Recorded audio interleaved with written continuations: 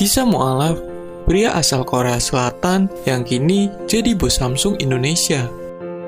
Samsung merupakan merek terkenal yang kini merajai pasar ponsel di tanah air. Kesuksesan Samsung menggeser pesaing-pesaingnya tak lepas dari usaha keras pria asal Korea, Kang Hyun Lee atau Mr. Lee, yang kerap disapa karyawannya dengan sebutan Pak Haji. Pria berkacamata asal negeri gingseng itu bisa dibilang pionir kesuksesan Samsung yang hingga sekarang masih bercokol sebagai vendor ponsel nomor 1 di tanah air. Dikutip dari Kompas Tekno, Mr. Lee merupakan seorang mualaf. Kendati kerap disapa Pak Haji, Lee sebenarnya belum pernah menunaikan ibadah haji, tapi dia sudah pernah melaksanakan umroh. Nama saya Kahali, mungkin orang-orang mau manggil Kiai Haji Lee, jadi sekalian didoakan, cerita Lee. Lee mengaku saat ini ia belum memungkinkan untuk berangkat haji karena jadwal pekerjaan yang sangat padat. Tapi saya sudah berjanji kepada istri saya akan berangkat haji, ujarnya. 1996 silam, Lee mempersunting wanita berdarah Sunda. Mereka dikaruniai 3 orang putra. Lee sendiri telah menjadi mualaf sejak 1994. Lee pertama kali mengenal Islam dari salah satu temannya asal Aceh. Di rumah temannya itulah ia melihat ayah temannya mengajarkan agama Islam ke anak-anak. Ada sekitar 20 anak yang dia sekolahkan dan dibiayai, ujarnya.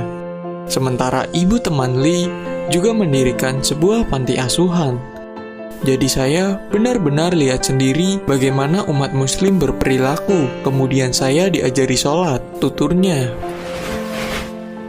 Ayah teman Lee yang kemudian dianggap sebagai ayah angkatnya lalu mengajaknya ke Masjid Agung Sunda Kelapa untuk mengucapkan 2 kalimat syahadat. Menjadi muslim baru dikatakannya cukup sulit, terutama saat melalui puasa di bulan Ramadan. Namun akhirnya ia bisa menjalani kehidupan sebagai muslim hingga saat ini. Sedangkan kesuksesannya membesarkan nama Samsung di Indonesia tak lepas dari kecintaannya terhadap negeri ini. Pertama kali datang ke Indonesia, Lee tidak langsung menjabat sebagai pimpinan Samsung. Dia awalnya datang hanya untuk mengunjungi sahabat penanya yang asal Indonesia. Dia bertandang ke rumah sahabatnya dan menginap sekitar 1 bulan. Perkenalannya dengan sahabat pena asal Indonesia itu membuatnya tertarik berkarir di negeri ini. Ia pun meminta ke kantornya, markas pusat Samsung di Suwon, Korea Selatan, supaya dibolehkan bekerja di Indonesia. Keinginannya pun dikabulkan meski penuh tantangan.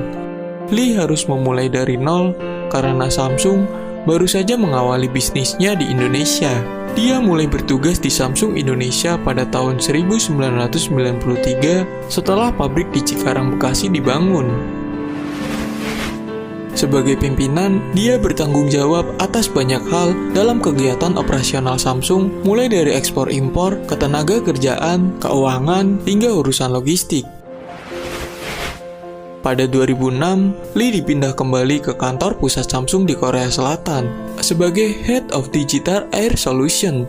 Setelahnya, Lee sempat didapuk sebagai Managing Director Samsung Bangladesh. Tahun 2012, Lee kembali lagi ke Indonesia sebagai Corporate Business Vice President. Setahun setelahnya, ia menjabat sebagai Corporate Business and Corporate Affairs Vice President PT Samsung Electronics Indonesia.